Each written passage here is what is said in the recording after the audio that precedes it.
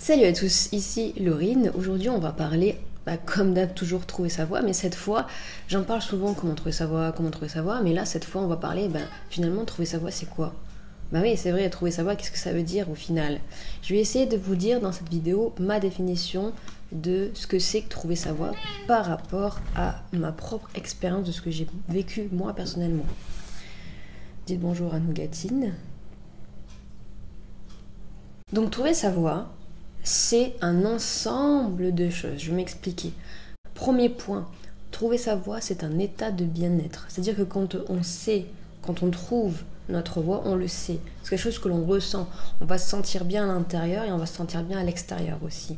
On va être de bonne humeur, on va retrouver de la motivation. Voilà, ça, trouver sa voie, c'est quelque chose que l'on ressent particulièrement et on le sait. Deuxièmement, trouver sa voie, c'est quelque chose qui n'appartient qu'à soi. C'est-à-dire que vous ne pouvez pas calquer votre parcours sur quelqu'un d'autre. Vous pouvez très bien sûr, vous inspirer d'un parcours, d'une personne qui vous inspire, ok, mais vous ne pouvez pas copier sur quelqu'un, tout simplement parce que chaque personne dans cette vie, chaque personne dans ce monde est unique.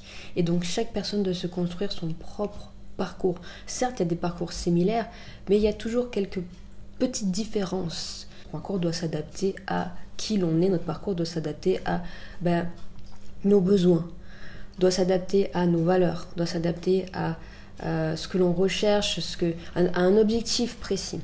Troisième chose, trouver sa voie, c'est avoir un objectif. Un objectif.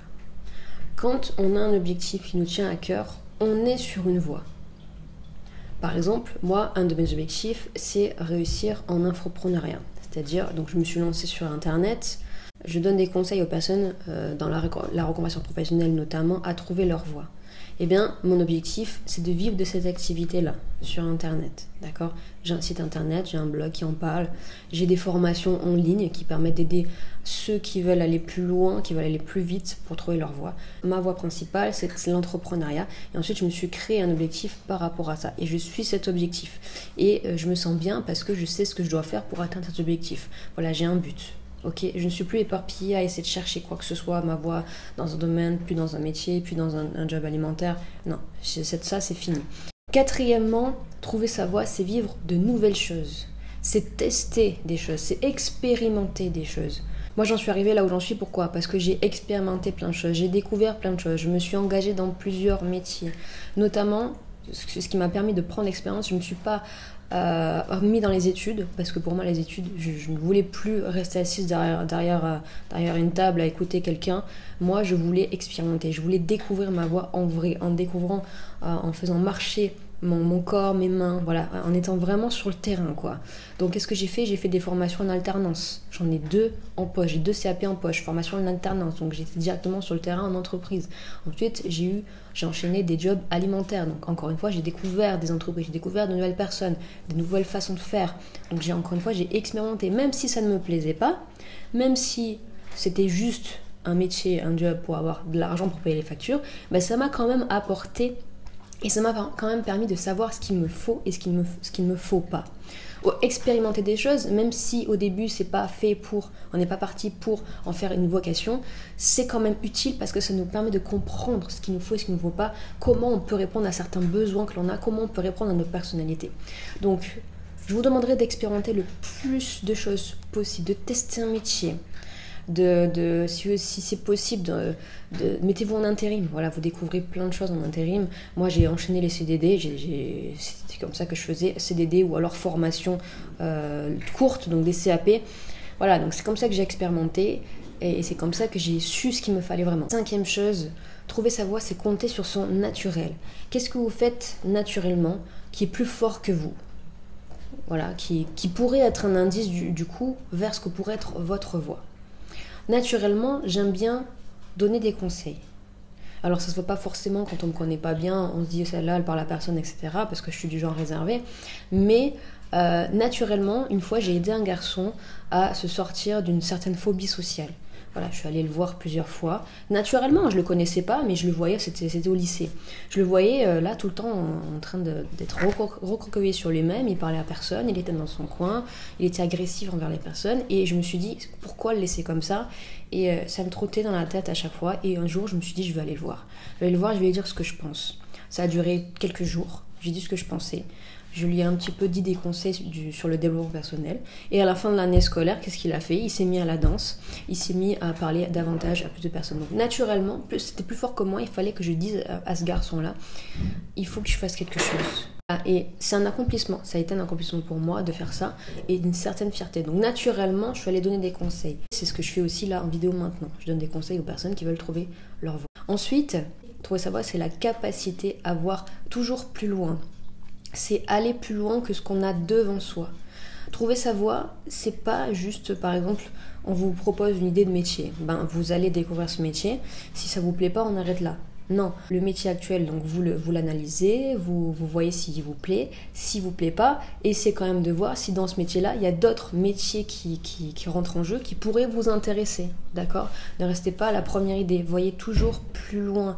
Il peut y avoir d'autres réponses, d'autres questions intéressantes à exploiter, d'autres alternatives, d'accord? Si je vous donne mon exemple, j'ai testé une fois un métier, le métier c'était moniteur d'atelier dans un ESAT, donc auprès de personnes en situation de handicap. Donc j'ai découvert ce métier-là, moniteur d'atelier, et vu que c'était dans une structure, j'ai rencontré d'autres personnes, donc d'autres métiers, notamment ergothérapeutes. Donc je me suis intéressée à ce métier-là. J'ai discuté avec une ergothérapeute, ça a duré 1 heure. Après, je me suis renseignée, j'ai voulu un peu plus en savoir plus sur ce métier. Je suis allée chercher de l'information sur internet. Voilà, donc de métier moniteur d'atelier, je suis encore allée plus loin. Je me suis renseignée sur un autre métier qui était dans le même secteur. Trouver sa voie, c'est un affinage. Mettez-vous ça en tête. Trouver sa voie, on affine, on découvre un truc. Ça ne nous convient pas, ça va pas, donc on va dans ce sens-là, si ça va, on va dans ce sens-là. Puis on laisse de côté ce qui ne nous va pas, on se concentre que sur ce qui nous va, puis etc. C'est comme ça qu'on affine, d'accord? Regardez-moi tout ce que j'ai pu faire, tous les métiers que j'ai fait, les formations, les jobs alimentaires, etc. pour comprendre, c'est comme ça que j'ai affiné, c'est comme ça que j'ai compris. Ensuite, trouver sa voie, ce n'est pas quelque chose de définitif. Ce n'est pas un objet qu'on trouve, et voilà, terminé. Non. C'est plus que ça, trouver sa voie.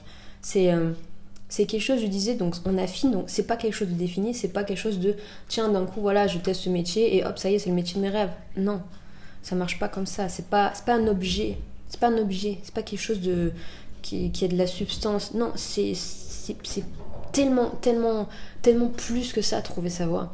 Donc ce qu'il faut que vous mettiez bien en tête, c'est que trouver sa voie, c'est pas quelque chose de très précis. D'accord? Vous allez trouver peut-être une base, la base de votre voie. Moi, c'est l'entrepreneuriat.